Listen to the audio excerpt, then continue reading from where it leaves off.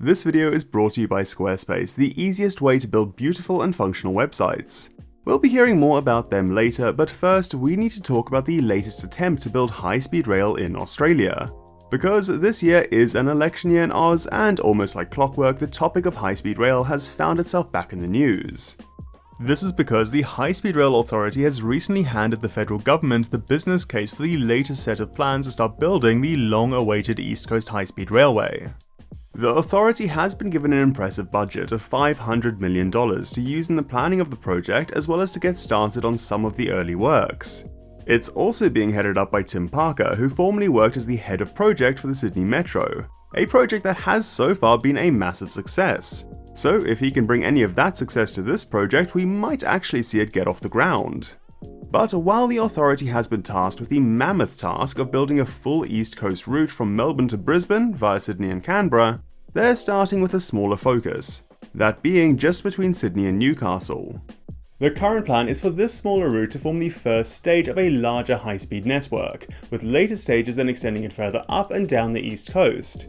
And in my view, this smaller focus makes sense. There's no doubt that an East Coast high-speed railway would need to be broken up into more manageable chunks, and Sydney to Newcastle seems like a sensible starting point. They are the first and second largest cities in New South Wales, and between them sits the quite populous and fast-growing region of the Central Coast. On top of that, travelling between these regions is quite popular, as we can see here, where the ridership of the existing Central Coast and Newcastle Railway is close to double the next most popular intercity rail line in the state.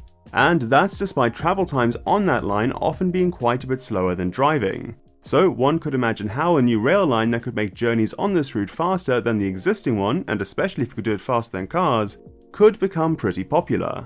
It would also help take some of the pressure off of the existing railway infrastructure. The Central Coast and Newcastle Railway is currently used by local train services, longer regional train services, as well as various freight trains, so the tracks can get quite crowded. This new high-speed railway should be able to take the place of some of the current express services, which will free up capacity on the existing railway and will mean these express services no longer need to share space on the line with those slower local and freight trains. Now, while building a high-speed railway might be a very slow and difficult process, the same does not need to be true when building a website. That's because Squarespace makes building your own great-looking website quick and easy. Recently, I've been getting around to building a website for this channel. I procrastinated on it for a while because I figured it would be difficult and time-consuming, but Squarespace has recently released their new Design Intelligence feature that uses AI to build a custom template that fits your unique use case. I just had to answer a few easy questions about the site and it did the rest, which made getting my site started a breeze. From there, Squarespace's intuitive editor made it easy for me to customize the template to my liking. And on top of that, Squarespace even took the hassle out of setting up and registering a custom domain name for my site. So if you want to get started, check out squarespace.com for a free trial. And when you're ready to launch, head to squarespace.com/citymoose to get 10% off your first purchase of a website or a domain.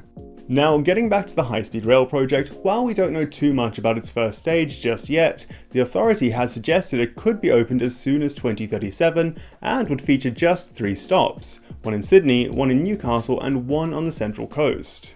The exact locations of the stops haven't been confirmed yet, but I think it would be reasonable to assume they would be built in places that maximise their connectivity to the other transit lines as well as their city's CBDs. So in Sydney, I'd expect its stop to be at Central Station, which is also the preferred location of the High-Speed Rail Authority's CEO Tim Parker, because almost every train line in the city runs through it, which will make getting to the high-speed rail from other parts of the city quite easy. In Newcastle, I would think Newcastle Interchange would make a lot of sense, given its close proximity to the Newcastle CBD, as well as connections with Newcastle's light rail and other main commuter railway, the Hunter Line. However, tendering documents have suggested that the High-Speed Rail Authority might go with Broadmeadows Station instead. This station is a bit more centrally located in the Newcastle area and would provide an interchange with other long-distance services, like the Brisbane XBT, though I think lacking a connection with the Hunter Line would be a bit of a missed opportunity. The location of the Central Coast Station is, however, a bit less clear-cut, because the Central Coast is quite a broad and spread out region with multiple smaller centres. That said, surveying work being done by the High-Speed Rail Authority would seem to suggest the centre they want to go with is Gosford, which does make sense as it's probably the most significant of these centres. Now, while building a high-speed line between Sydney and Newcastle might seem like a simple first stage for what could end up being a much larger project, this is probably one of the tougher corridors on the east coast to build on. That's because the geography between Sydney and Newcastle can be quite challenging. The region is very hilly and features a number of major waterways the line would need to cross. On top of that, it's also home to the very significant Ku-ring-gai National Park. Now, this kind of geography hasn't stopped high-speed rail from going ahead in other countries. Japan, the country that invented the bullet train, is also quite mountainous, and they famously made it work. What it does mean though is that the route will likely involve a lot of tunneling and potentially a few bridges, which won't make it particularly cheap.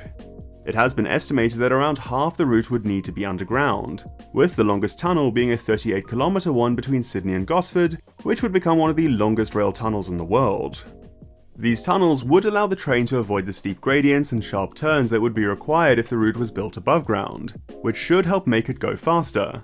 Which is important because the High Speed Rail Authority is pushing for the line to have a maximum speed of 250 km an hour, and expects the line will be able to make the journey between Sydney and Gosford in just 30 minutes, while the journey from Sydney to Newcastle would only take around an hour. This would make it quite a bit quicker than driving, and a whole lot quicker than the existing rail connection. As part of the business case, the High Speed Rail Authority has also been comparing other options for the Sydney to Newcastle corridor. One of these would be to upgrade the existing rail alignment. Now, if you've seen my previous video on high-speed rail in Australia, you'd know I'm quite a big fan of the progressive upgrade approach to getting faster trains in this country. My reasons being it's usually the more cost-effective option and would also bring benefits to the existing train services using those lines. In the case of the Sydney to Newcastle corridor, however, the land around a lot of the track is already quite built up, and the challenging geography I mentioned before would mean large parts of the existing alignment would need to be completely rebuilt, so I'm not sure that option would be a whole lot cheaper. The other option the authority has also been considering is widening the Pacific Highway, the main road connection between Sydney, the Central Coast and Newcastle. And I've got to say, I reckon taking this approach would be a mistake. Firstly, widening the road would increase capacity a little, but wouldn't make much of a difference to travel times. Secondly, as we've seen time and again, widening roads rarely reduces traffic. And thirdly, the number of lanes you would need to add to the Pacific Highway to add as much capacity as building a new rail line would simply not be feasible. Ultimately, while I won't completely discount the option to upgrade the existing rail line, I do think high-speed rail is the way to go. Building a high-speed line between Sydney and Newcastle will dramatically improve travel times between the state's first and second largest cities, and would encourage people who currently journey between those cities by car to switch to the far more environmentally friendly rail option. The existing rail alignment has not changed much since it was originally opened back in the 1800s.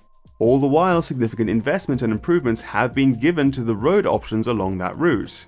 So this line would finally see the public transport options get the attention they deserve. On top of that, the line would set the stage for the broader East Coast high-speed rail project, by proving that high-speed rail can actually work in Australia. One other benefit of the project that people have brought up is its potential to lower house prices, by allowing people to live further away from pricey Sydney while still letting them commute into the city for work and leisure with the fast train services. Now, it's this purported benefit that I do take some issue with, because one, house prices in Newcastle and Gosford aren't even really that cheap, but also because it would just be a more extreme version of urban sprawl if we turn these cities into basically commuter suburbs of Sydney. When high-speed rail is built in other countries, it's done to speed up long-distance travel, to let people get between major cities quickly and easily without needing to fly or take long drives. What it's generally not used for is a suburban commuter service. If we look at Italy, for example, you can get a high-speed train between Bologna and Florence in just 38 minutes, which is faster than most of Sydney's suburban train routes can get you from the city to their termini. However, a return ticket for this route will cost you around €30, or about $50 Australian, which would be just too much to have to pay each day for most commuters. That's not to say some people don't use high-speed trains for commuting, but I think this does demonstrate that it's not usually why they're built. High-speed rail should not just be used as an excuse to shift Sydney's housing crisis onto its neighbouring cities. It would be better for cities like Newcastle and Gosford to develop their own economies and cultures, and for Sydney to deal with its housing crisis properly, by actually tackling the supply and demand issues causing it.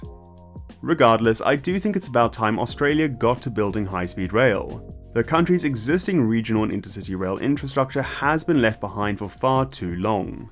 But the question is, will it actually happen this time? Well, I do hate to be a skeptic, but one only needs to scroll through the proposals section of the High Speed Rail in Australia Wikipedia page to get the feeling that we've been down this road before. Australia has already seen countless high-speed rail proposals come and go with nothing to show for it.